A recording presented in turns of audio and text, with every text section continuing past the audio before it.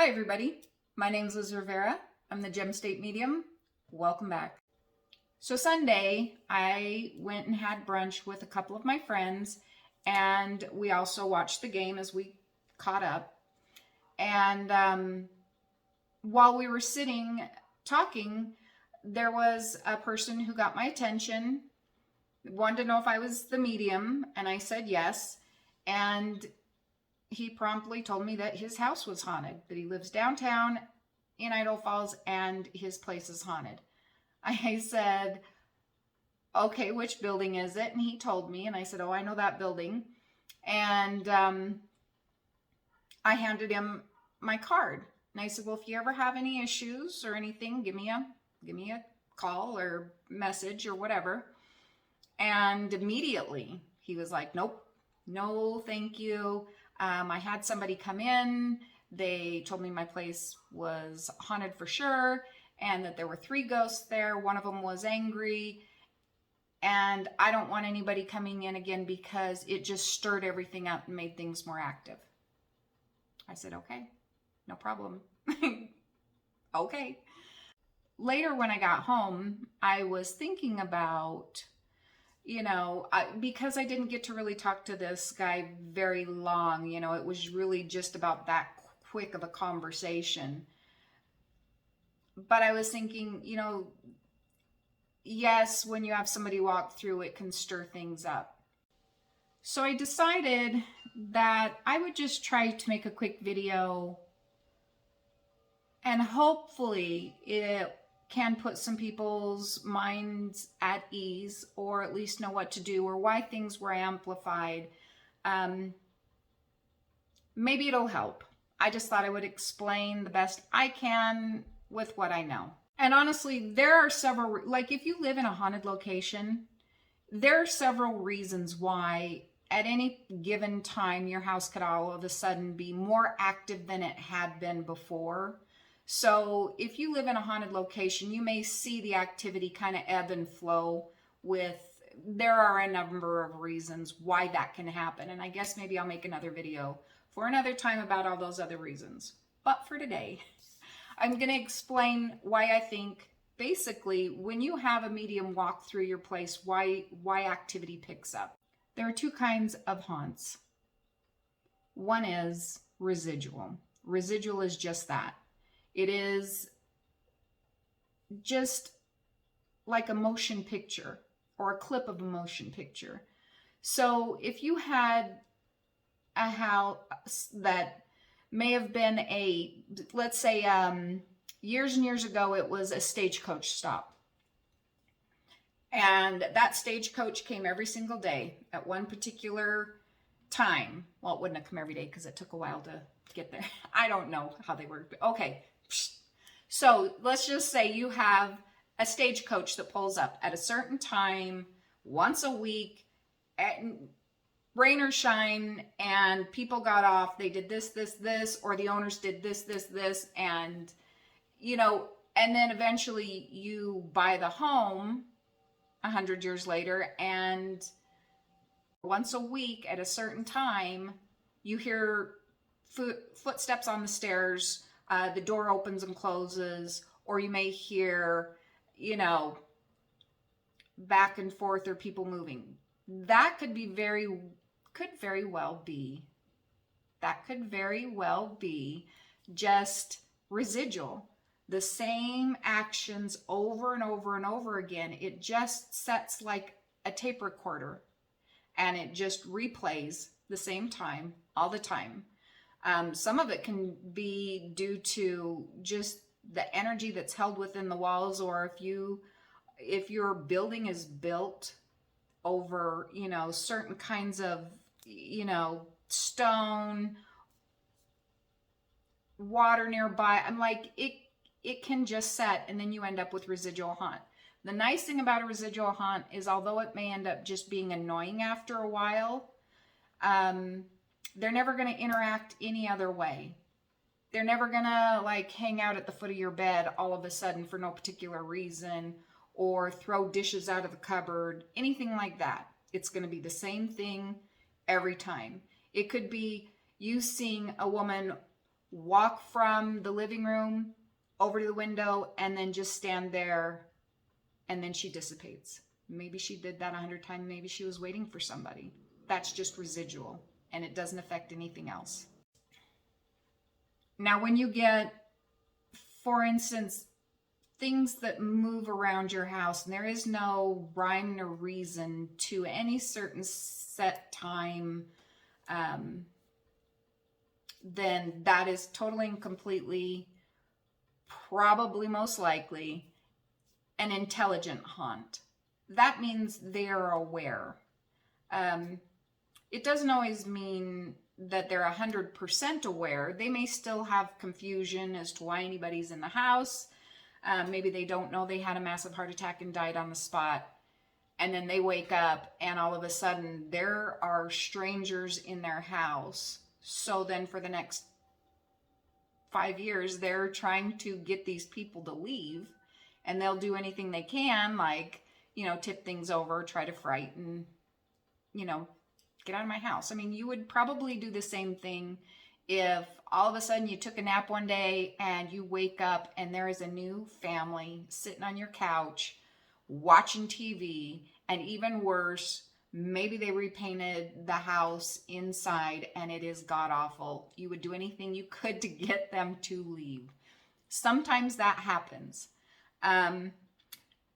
So when this gentleman told me that there was an angry spirit in his house, first off, don't panic.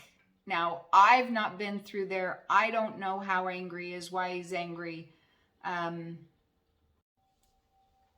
So if activity all of a sudden picks up after you've had somebody in your home to do a walkthrough and tell you if somebody's there, there's going to be a few things that happen. One, this person probably has been trying to get people's attention for a lot of years and nobody really paid attention.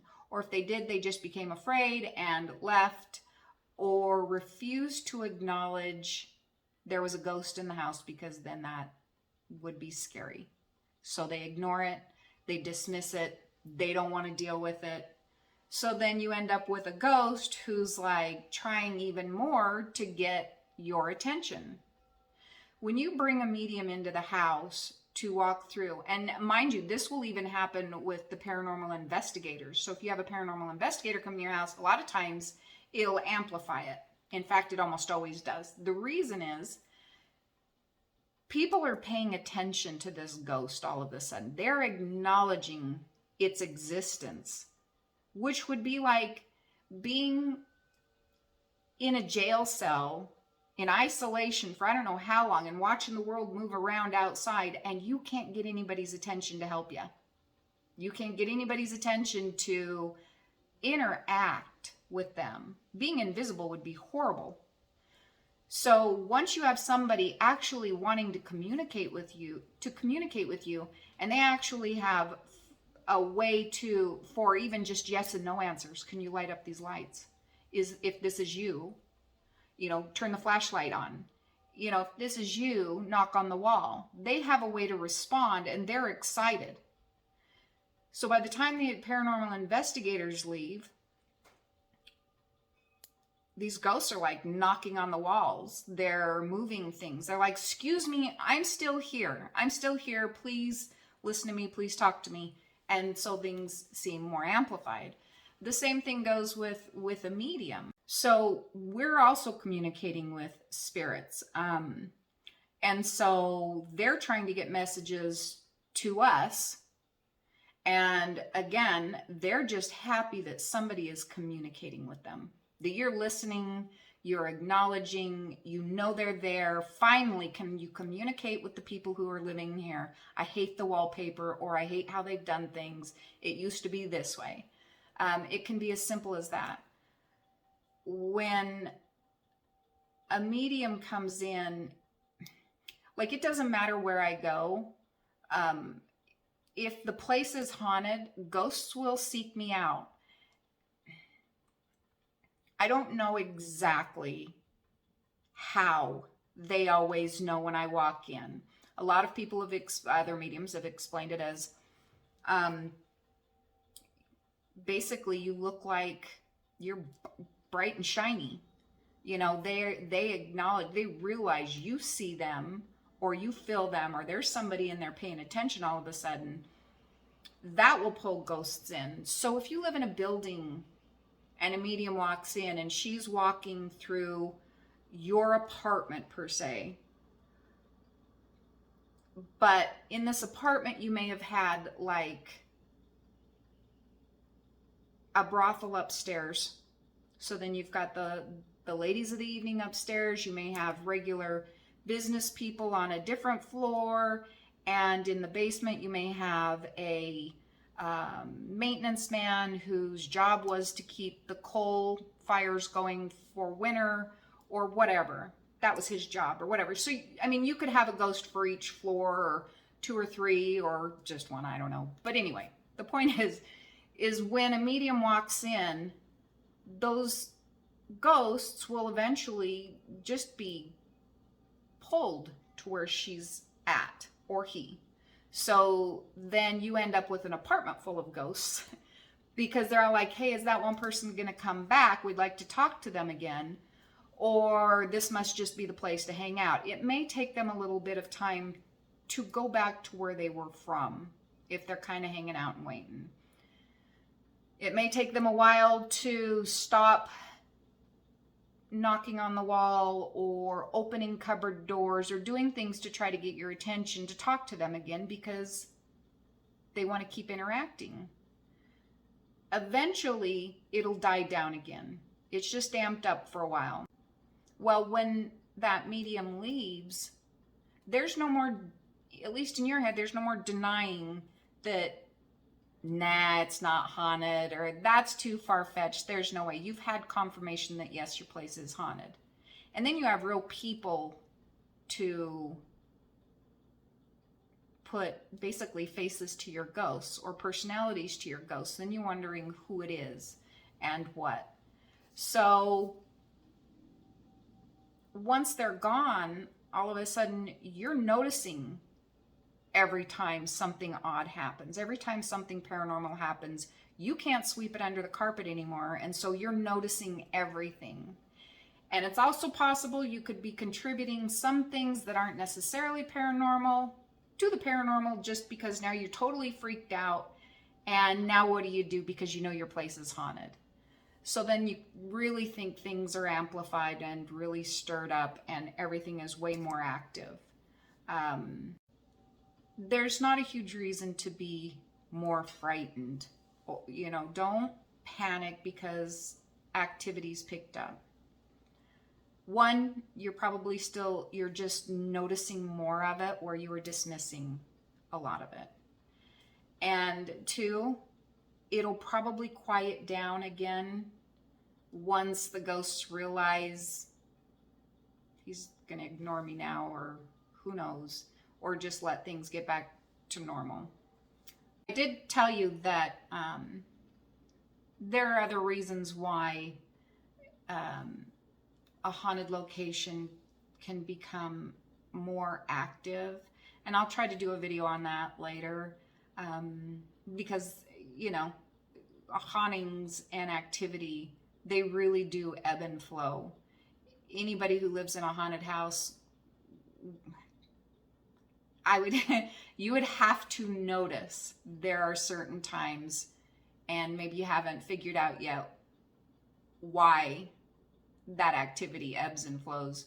But anyway, I'll have to come back and tell you about that. I know people get a little antsy with my videos being longer than 10-15 minutes, so I try to cut them short, which is really hard for me because I ramble and talk way too much, get off topic, etc. Anyway, I'm gonna go now. Meeting some people for the Haunted History Tour. I'm excited to go do that again this year. Gonna go look in some haunted, creepy places. So, there. Anyway, I ain't afraid of no ghosts. Just kidding. Sometimes. No, not really. Anyway, I'm excited to go hang out with the people from the museum and go look at some haunted and historical places. And in October, you guys should get some tickets and come hang out with me. And we'll go look at scary places. So anyway, I'll talk to you later. You guys take care. And if you have a ghost in the house, don't panic. Say hey every once in a while. Talk to you later. Bye.